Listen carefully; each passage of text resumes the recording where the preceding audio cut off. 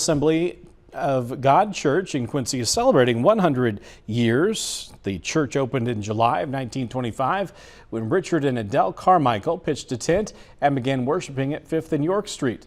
In October of that year, they purchased the property at 12th and Jefferson Street and have been there ever since. Things change, cosmetics change, the building changes, the music changes. That's always a big one. For every generation brings its own style of music to the table. But those are probably the big change, mostly cosmetic and how we reach people. We have coffee and donuts in church now. We never had that when I was a kid. But Bethel Assembly of God Centennial Celebration service is Sunday at 10 a.m. at 12th and Jefferson. Happening today, more